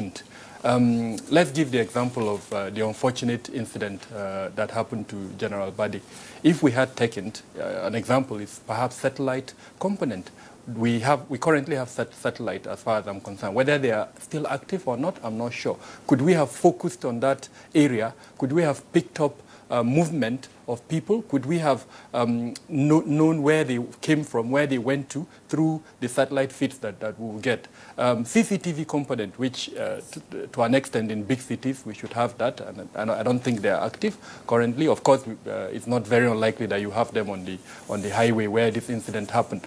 So bottom line, there are some lapses that have allowed this situation. Every crime, quote and unquote, would have a signature. Does the police have that capability to be able to detect the signature of the people that perpetrated that crime and then use that signature to trace who they are? I'm not aware that the police has issued any statement regarding that particular incident so far, but the first PRO can correct that. So to answer your question directly, yes, modern technology has given us avenues and opportunities to go a step ahead of, I would borrow the word of the General, the bad guys. But unfortunately, my experience in Nigeria is that we are not adopting modern technology. And I'll close it by mentioning that synergy between the security organizations is very important. That fusion of intelligence can only be done through synergy. No matter how good you are, if you put your hands together, you produce a better product. I've had over time and time again where the rivalry, quote and unquote, between the security agencies, unfortunately, is stopping that kind of synergy that will produce a better result for their activities. And I'm hoping going forward, with the adoption of better technology, we'll see more synergy between the security agencies. All right, Kabir Adamu, thank you very much. But let's return to Honor Ehomo in our Lagos Network Center. Dr. Ehomo, I recall that you were on the program on that occasion. I think Kabir also was with us. There was a terror attack in France, in Paris, and almost immediately, as though it were in a movie, the security agencies knew what to do. They went to the right locations, picked up again, let's use the expression, the bad guys, together with some of the facilities that they were using to make IEDs. That was one leg of it. Now, the other leg also has to do with preemptive action. Sometimes, and then I recall you referring to that on one occasion, that communication between the bad guys often gets to be intercepted before they strike. So why does it appear that in our environment we haven't ramped up that level of tech application to intelligence gathering and utilization in a preemptive manner? We do know, for instance, that on a reactive basis, yes, the Inspector General has a rapid response team headed by Abba Kyari, and they've been doing a tremendous amount of work. And when they are negotiating with kidnappers and so on and so forth, they're able to also map out their locations. But why is it that when communication is going on, it's a lot easier now? I'm communicating with General, communicating with Kabir, this is what we are going to do. Why can't we, at this stage, get to work so that, again, the bad guys are put out of business before they get into business? Thank you very much, Honorable Kingsley. You have two things. You have two questions fused in one. You have an investigation question, forensic science question. That you were talking about the attack in France. And you also have an intelligence question. So let's deconstruct them. The investigation question, and I think that was the question that Ruth asked my brother, Mr. Kabir, relates to the kind of infrastructure we have in place to unravel perpetrators of crime. Investigation is after the fact. Somebody has to die first. There must be what we call corpus delicti before you can investigate, because if nobody is dead, then there's nothing to investigate yet. Or if there is no criminal agency, a body of evidence, then there's nothing to investigate. So that is where a lot of preparation is really required. Like a database, criminal database, DNA database, fingerprint database. Right now, so many agencies are collecting fingerprints of Nigeria, but they are not brought together into one criminal intelligence database. Take the guy who was trying to bomb Obama and some people in the United States recently. How did the FBI catch him? One fingerprint lifted from one of the envelopes was all they needed, and they ran it in their AFIS database. Now we have AFIS database nominally here in Alagbon, but it's not. I mean, it's not working. It's not producing those kinds of results. So now let's look at the crime scene of ACM Bade, Air Chief Marshal Bade. That crime scene should have been cordoned off. Number one. Secondly, bullet casings there should have been recovered and bagged as evidence. And you go back to a crime lab somewhere in Abuja or in Alagbon in Lagos.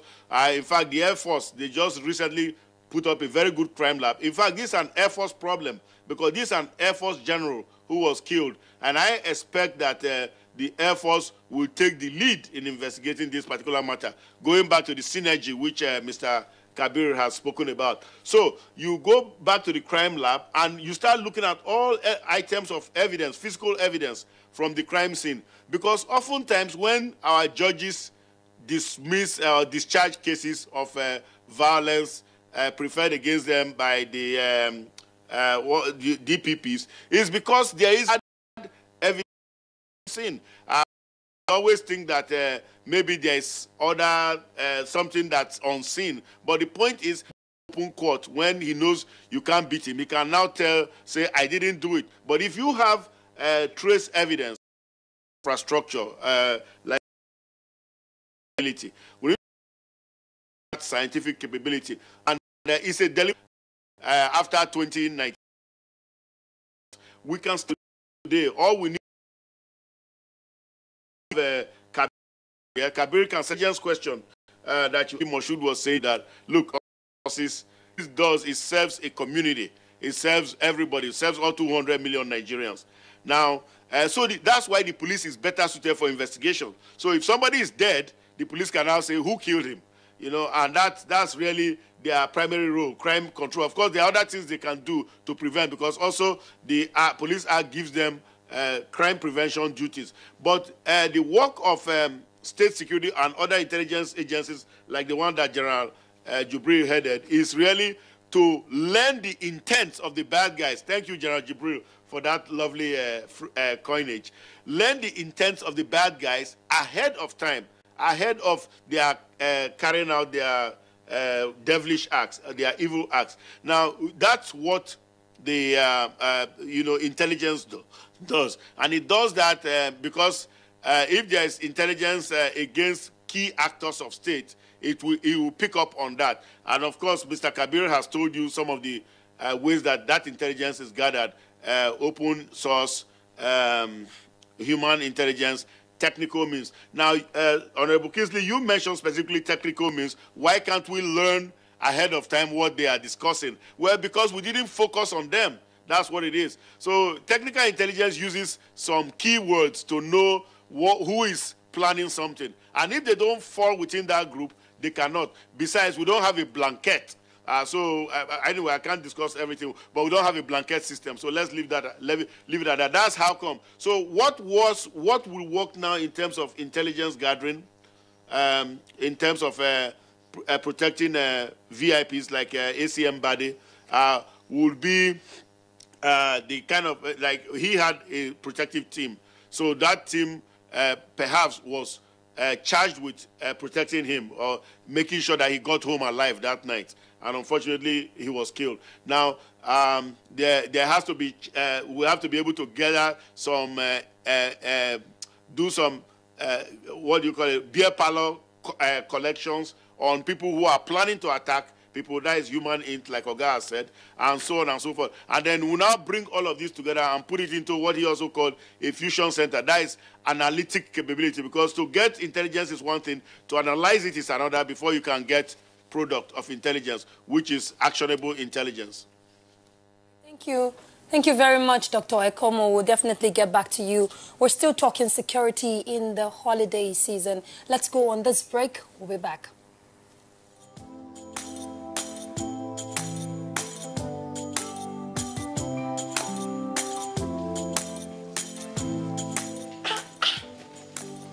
Why don't you people sell imported materials here? As beautiful as the shop is. Auntie, buying foreign goods does not help our economy. Neither does it boost local production. And the good thing is Nigerian-made products are high quality. And to make Nigeria great again, that is why I only sell made in Nigeria products. Because change begins with me. I'm convinced. Change begins with me too.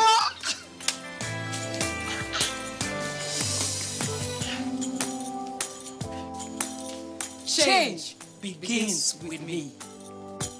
This message is brought to you by the National Orientation Agency in conjunction with the Federal Ministry of Information and Culture. Nigerians. Suicide bombers are not spirits. They are not ghosts. They are human beings like you and me. They live amongst us. They are your neighbors. They are your friends today, but terrorists tomorrow. So you must know your neighbor now. Security begins with you and me. Know your neighbor. Be vigilant. Be security conscious. Report suspicious persons, objects, and movements to the police and other security agencies. The security of our nation is a duty for you and me. If you see something, say something. Nigeria unite against terrorism. This message is brought to you by the Federal Ministry of Information and Culture. Thank you for staying with us. You're still watching Good Morning Nigeria, and we're looking at security in the holiday season. Before we went on that break, Dr. Okomo was talking about measures that should be in place if we're talking intelligence gathering. And DCP Moshood, back to you now. if we're looking at intelligence gathering, I remember, let's look at CCTV. I remember in 2010, part of the National Public Security Communications System award contract of CCTV was to a Chinese company. And that's a story for another day. Is funding a part of the problem if we're talking about looking at the infrastructure that is required to invest in the requirements that is needed for such intelligence? Thank you so much.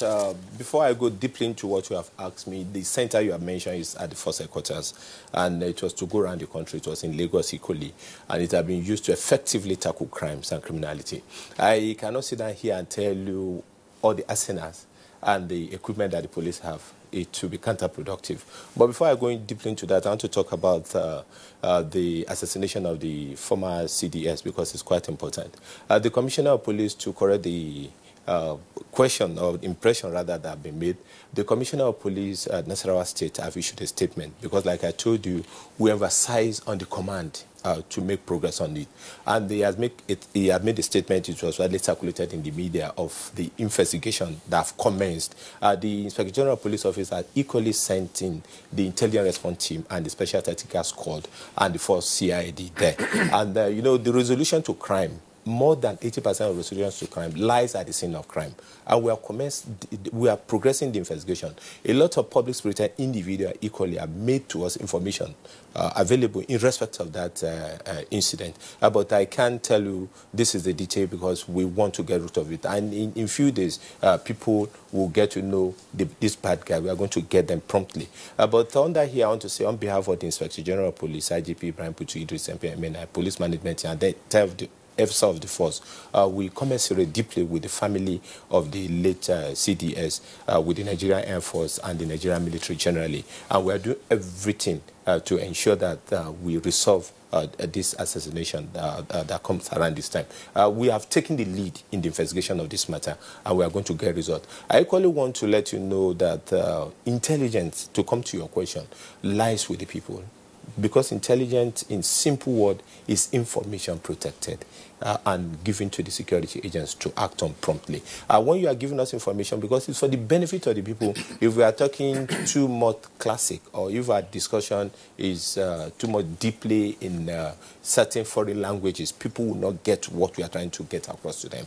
You, at the local level, because this is Nigerian policing space, at the local level, people should protect information they are giving to us, and it constitutes intelligence. And though that may be a question for another day, we don't have it this bad when the local government administration were effectively working, because people gather. Most of the problem we have as elders and farmer classes happen in the localities where the local government chairman, the councillors are close to the people. They get information and get it to the police processes and act. And those early warning signals before even incident happen are dealt with appropriately and nip in the bud. But the government of the day is doing something in that regard, and we're very hopeful when this is rectified, we'll be able to act on intelligence. Then in relationship with other security and safety agencies as per intelligence, we don't have a problem. I make bold to tell you that we have Terrorism Investigation Center established fully for us by other foreign partners that don't want their name to be mentioned. And this is working. We have rounded up vampire. Vampire have killed a lot of people. We have arrested Evan that equally killed a lot of people and kidnapped some. Those who kidnapped the former Minister of Foreign Affairs, Ambassador Bagudu Isiwa, equally rounded up. The Deputy Sierra Leone Ambassador to Nigeria. For every kidnap case or every killing, we have gotten results. But what we are saying this is that for public to know what we are doing, but for public to know that they have interest in assisting us to work better. Because even along Kaduna Abuja Road, we have arrested so many cripples that are begging for arms that are informant to kidnappers. And when you pass, they give information to kidnap. So in this situation that we have found ourselves, the people is the centerpiece. And policing the modern urban spaces require that the people be on board. As a security agency, we have a limitation in regard that the people will have to cooperate with us. And once this is sought, that limitation is erased. But we want to underscore the fact that all the results that we have been having is equally due to the contribution from the people. in giving us adequate information, and we are acting on it promptly. But by and large, as it has to do, so that we don't deviate from the subject of the preparation for Christmas and the New Year, we want people as they travel to know that adequate deployment have been done on the road, and even our stop and search point. There's no roadblock, but there's stop and search point, there's nipping point, there's observation point. For those areas that are susceptible traffic gridlock, or that have been known to be notorious for that, they only observe. No police personnel will flag you down to ask for your particular or ask for anything from you. Then other area that people take advantage to rob people, adequate deployment are equally being carried out in those regards. Well, First Public Relations Officer, the first tweet that we have here speaks to the point you just talked about with respect to roadblocks. And it's coming from a Twitter handle DW Nigeria. The recent order by the IG for removal of roadblocks across major roads this season is troubling. We know that there are those who would impersonate in police uniforms and then rob people. But aside that, roadblocks should be in place for now. And because it gives you confidence. When you see the checkpoint, you see a roadblock, and but if you say no roadblock, then it's easy passage for virtually all. Quickly, what we mean by roadblock is that people using physical objects like stone or wood to block the road is what the IG have directed that should not be in place. But the stop and search personnel are there. Are there, including we have the special forces that will equally be engaged. We have the mobile forces. We have the counter-terrorism unit. All the personnel of the force, including police helicopters, are going to be deployed. 7 of them. Fine. We have in our arsenal close to 20 helicopters. 7 will be done to surface. Don't get into details. Of course, you know better than we do. Don't get into details. But just Ruth, I mean, the point is noted. The potential collateral hazard of not having a proper roadblock, so-called, is, okay, they are doing stop and search, they flag you down, and you don't stop, then the next thing you start hearing accidental discharge. No, you don't have that, because you have another point ahead where a vehicle that refuses to stop would definitely be narrowed down to stop. Fantastic. All right, let's take some more tweets. Let's continue. Abraham Chiejile, to checkmate criminals in this festive period, security personnel should be deployed to hotspots. Chris Simeon, be vigilant. The land is not safe. Good morning, Nigeria. Ortega, we Nigerians deserve the best. The lives and properties of Nigerians should be a priority for those that are appointed to lead the security of Nigeria and Nigerians. This is coming from Comrade Ngala. Our security agencies are doing their best. They deserve commendation. And from Dele Jackson, during the Yule Child, covert operations, round-the-clock surveillance and patrols should be intensified, while particular attention should now constantly lead to strategic public places, including places of worship, recreation centers, shopping malls, and government installations to repel attacks of terrorist activity. Feeling safe is what drives activities of criminals must be government's priority during the holiday season. The police must strengthen their high visibility on the highways to assure Nigerians of their security. And from Ashiru Mohammed, security consciousness is everybody's business. We pray for an incident-free holiday season. Amen to that. Dele Jack Solomon says the Police Inspector General had ordered the AIGs and CPs to regard the crime prevention and detection strategies and measures to ensure adequate security throughout the period of Christmas and New Year celebrations. Aftermath of this exercise will tell if the security operatives did the job well or not. And Ibrahim Modu Aji, Kabir Adamu should help us analyze the security situation in Maiduguri at this holiday period. The lifting of the regular restrictions of vehicular movements in Maiduguri during Christmas and Salah. It says, Sunny Michael Amakoji says, Nigerians are advised not to be carried away with the euphoria of Christmas celebration, not to be conscious of the security situation around them. Everyone should position him or herself as a police officer in order to complement the efforts of the security agents. And Cecilia Okoroma is our last tweet for now. Army can't secure us alone without the help of each and every one of us. We must all be involved. All right, those are the tweets that we have. I would like the other 3 guests to respond to this, but there's a direct question to Kabir Adamu, and that is coming from Maiduguri with regard to how Maiduguri residents should feel at this time. Thank you, Kingsley, and for the guest that sent in the question. The major threat in Maiduguri at the moment is one of terrorism. So in simple terms, the advice would be to harden the soft targets. So in this instance, I'll start with the religious places of worship, in particular the churches, where there will be mass gatherings. So what kind of physical security measures have been put in place by the churches themselves? And then have they engaged the public security institutions, in particular the police, to assist them in forming concentric cycles around the churches?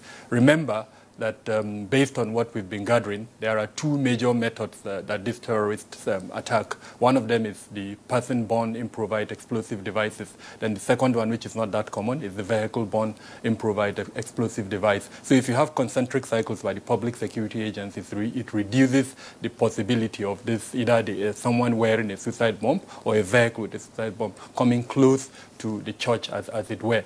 Of course, if the church has its own physical security measures, it will reduce that. Now, for others who perhaps are not Christians and are not going for the church services, they may be visiting family, they may be going for social events, gatherings. So what kind of physical security measures are there in those locations? Of course, I also advocate the same thing like I've advocated in churches. Anywhere there is a mass gathering, then that should be paramount. If, this should go to our listeners, if that place does not have those kind of physical security measures, please don't go. My advice is to avoid going there. And then lastly, I would also encourage the police to make available numbers that citizens, residents can call in case of emergencies so that there will be speedy response as the case were. All right, Kabir, thank you very much. I'm sure Jimo will respond to whether or not the emergency numbers are 122, I believe, or that's for fire. 112. That's the emergency numbers to call. Emergency number to call. Let's return to General Jibrin. General Jibrin, I read the tweet from Festus Akimboye. I would like to return to the first sentence in that tweet. It says, "Feeling safe is what drives people's quality of life." So the fact that, look, I want to be able to drive from here to Maiduguri. If I feel safe, of course, it means that, I probably reduce my blood pressure in the course of the journey. I probably reduce, all kinds of incidences.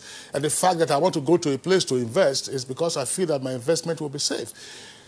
From what we are seeing, and this is not just something that started a couple of years ago, we have seen it accumulate over time, and now we are facing the consequences. As Kabir, mapped out the country, terrorism in the northeast, kidnapping, banditry, Zamfara wasn't like that until a few years ago, cultism, kidnapping for ransom, and all kinds of things in different parts of the country. Is the time not right for us to re-philosophize our security imperative in this country, and therefore work out new measures from a theoretical level as to what is doable? You go around our major cities, for instance, this is at the level of operation. How many CCTVs do you have? What are we thinking about? You were director of military intelligence, and I recall, during the military era, perhaps the key operating things then were regime protection and regime protection. But here we are, 200 million people, and we are buffeted on all sides by security challenges. What are your thoughts? Well, it's a very true statement that feeling safe is what drives your activities. It's very, very important. But like I've said in my opening remarks, all the security agencies are not sitting on their oars. I told you the military suspend leaves and passes and put the entire force on red alert. And I know the police do that also. The Air Force do that. The DSS do that. The Federal Road Safety Commission, we have heard a lot from them because of the festivities.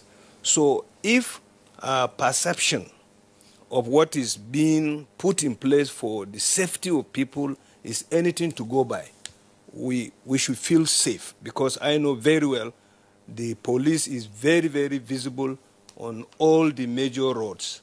And then there is also effort on the military to intensify screening in the various checkpoints, especially entering the Federal Capital Territory and wherever you see the military checkpoints. So For you to feel safe, you have to know what is put in place for your own safety. So I want to urge Nigerians to feel safe, because the security agencies are doing their best. But we have to do our own part, because we have to make sure that if you don't have to travel, please don't travel. If you have to travel, try and make sure that you take certain precautions, including you don't need to take your flashes vehicle when you are traveling. You don't need to carry cash. You don't need to carry all your valuables. And look at the timing of your trip. You want to travel 5 hours a trip, you start your journey by 4 o'clock. You are not helping yourself. So we should travel at the time that we are supposed to, so wherever you are going, any part of Nigeria, by 4 or 5 o'clock you must have arrived your destination. And also be careful as you move on the road, because there are indicators as you are traveling. If there are crises ahead, sometimes you will see the vehicles coming from the other side showing you signs that there are problems. So we must always try to respond like that. Secondly, the synergy we are talking about concerning all the security agencies is not lacking. It's there, but definitely there are problems because we lack rallying point. I must always say that we still do not have anything called National Fusion Center. We know the police have their own, the military have their own at the Defense Intelligence Agency. We know the DSS, they have their own.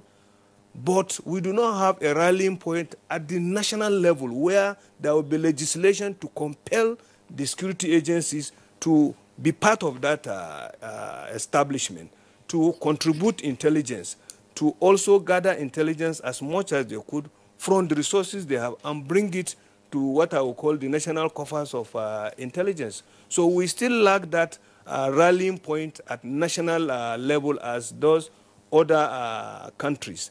And unless we begin to think in terms of that, there will always be problem.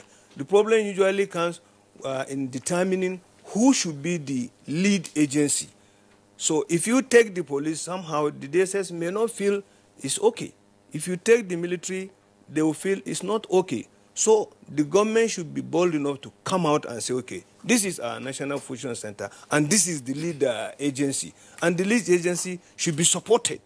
And the arrangement should be backed by legislation, so that the security agency will be compelled to buy into whatever central arrangement has been made. I believe that way will enhance our intelligence gathering. And we need to also up our technical intelligence capability. If we are going to analyze our technical intelligence capability based on the disciplines of intelligence collection, we will be found wanting, because legal intercept, what facilities do we have and where are doing it is restricted in some very high places where some of the security agencies will not be able to reach. If you look at what the police is doing, the police is everywhere, and they try to make sure that they maintain presence. But the job, they cannot do the job alone.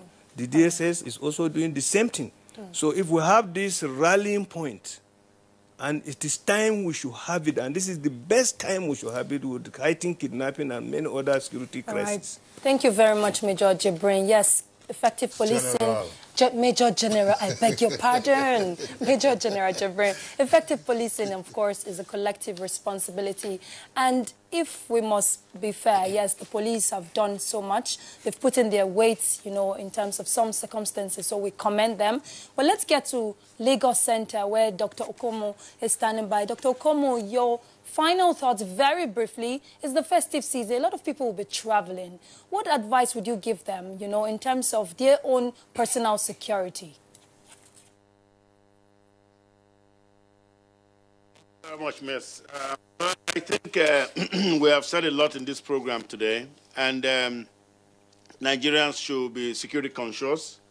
And DCP Moshood said something very poignant. He said, you must do your policing first before the authorities can get to you. And that's true everywhere in the world.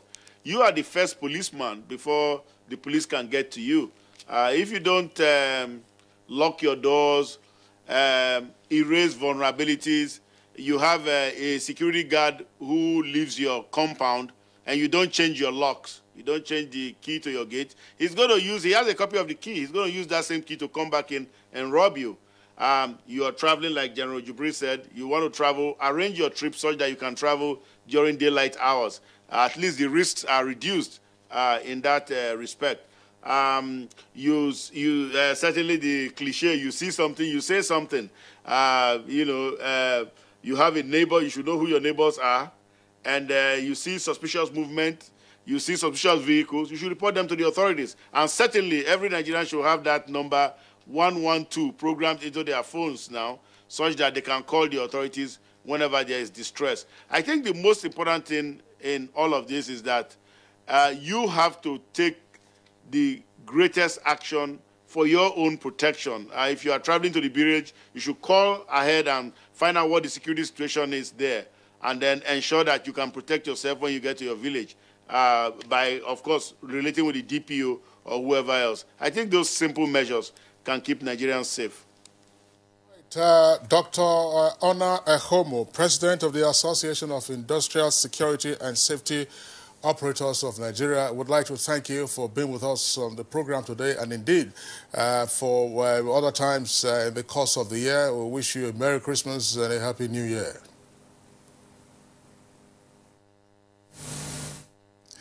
All right, here with us in the studios, we'd like to appreciate acting DCP. Sorry, DCP, just hold on. Well, no, we are pressed for time. Okay. Yes, we are pressed for time. That's what the director is saying. Very quickly. Okay, thank you so much. We are quite conversant and aware that the fear of crime is worse than the crime itself. But we want people to adopt what we call the broken window theory. If your luck is bad, you fix it on time. Get your combat lighting up. The people you are leaving behind as you are traveling, ensure that they have the police number. And the DPOs have been directed across the country to reach out to all places of worship, recreation center. Even if they don't come to them, they should go to them, get the detail about them, and do adequate deployment around all the area, including the churches and the mosques and other places that people will be visiting during this Christmas and New Year. And once again, the emergency number to dial is they can get us on 112. Every state has its own. But for those in the FCT, they can get the police on, if you allow me a few minutes, on 080-3200-3913. Take it again. 080-3200-3913 for the FCT. All right, but 112 is applicable across the country. Across the country. All right, Acting Deputy Commissioner of Police, Jimoh Moshood, who is Force Public Relations Officer, always a delight having you on Good Morning Nigeria. Thank you for having me. And our appreciation too to Kabir Adamo, my security risk management expert. Thanks a lot for being with us today. Thank you for having me. And lastly, our deep appreciation to Major General Ahmed Tijani Jibrin, the former Director of Military Intelligence. Thanks a lot for your insights. Thank you very much for having me, Kingsley. I appreciate the opportunity. All right, so Ruth, that does it for our discussion. And yes, let's go over now to our sports desk. All right. Super Eagles of Nigeria ended the year 2018 maintaining their 40